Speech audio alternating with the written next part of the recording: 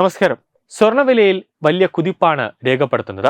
ഇന്നലെ അപേക്ഷിച്ച് 520 രൂപയാണ് പവന് വർദ്ധിച്ചത്.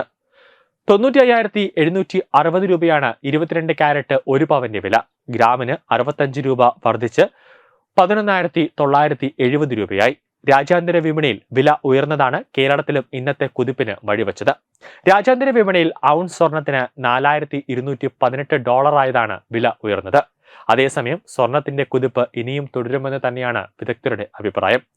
ആഗോള പ്രവണതകൾ അനുകൂലമായാൽ ഇന്ത്യയിൽ 10 ഗ്രാം സ്വർണത്തിന് 1,30,000 നിന്ന് 1,50,000 വില ഉയർന്നേക്കാമെന്നാണ് പറയുന്നത്.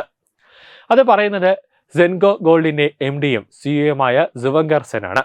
അമേരിക്കൻ പലിശ നിരക്ക് കുറയ്ക്കുമെന്ന പ്രതീക്ഷയും ആഗോള വിപണിയിലെ പണമൊഴുക്കും ഈ വർധനവിന് കാരണമാകും. ഓഹരി വിപണിയിലെ അനിശ്ചിതത്വങ്ങൾ നിക്ഷേപകരെ സ്വർണത്തിലേക്കും വെള്ളിയിലേക്കും ആകർഷിക്കുമെന്നും സെൻ അഭിപ്രായപ്പെടുന്നുണ്ട്. അതേസമയം ആഭരണം വാങ്ങുന്നവരുടെ എണ്ണത്തിൽ വലിയ ഇടിവാണ് ഉണ്ടായതെന്നും അദ്ദേഹം സമ്മതിക്കുന്നുണ്ട്.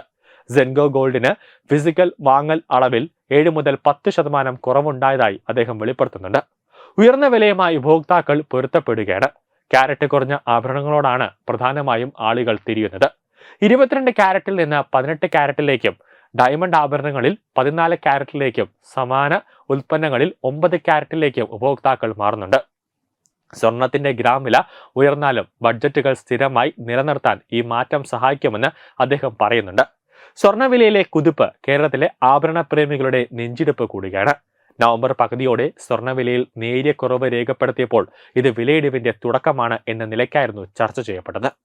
ഒരുപക്ഷെ വില കുറഞ്ഞത് 60,000 വരെയെങ്കിലും എത്തിക്കുമെന്നാണ്. ഇത്രയും വലിയ കുതിപ്പ് ഉണ്ടാകുമ്പോൾ തന്നെ അത്ര തന്നെ വലിയ ഇടിവ് സംഭവിച്ചുവെന്ന ചരിത്രം എന്നുമാണ് ചില സാമ്പത്തിക വിദഗ്ധർ ചൂണ്ടിക്കാട്ടുന്നത്.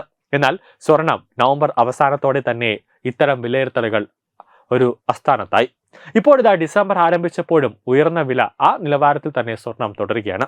വില ഉയരുമെന്ന് പറയുമ്പോൾ കേരളത്തിൽ നിലവിൽ ഒരു പവന്റെ വില 95,760 രൂപയാണ്. 5% പണിക്കൂലിയും 3% GSTയും ചേർത്ത് ഒരു പവന് 1,00,000 മുകളിൽ വേണമെന്ന സാരം.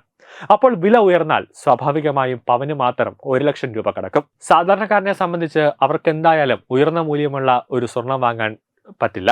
അതേസമയം കുറഞ്ഞ മൂല്യമുള്ള 18 കാരറ്റ് 9 കാരറ്റ് സ്വർണം അവർക്ക് ധൈര്യമായി വാങ്ങാൻ സാധിക്കും. എന്നാൽ കേരളത്തിൽ സ്വർണത്തെ നിക്ഷേപ താല്പര്യത്തോടെ സമീപിക്കുന്നവരാണ് കൂടുതൽ. അതുകൊണ്ട് തന്നെ മൂല്യം കുറഞ്ഞ ആഭരണങ്ങൾ വാങ്ങുന്നത് അതുകൊണ്ടുള്ള പ്രയോജനം എന്താണെന്ന ചോദ്യമാണ് ഇപ്പോൾ ഉയരുന്നത്.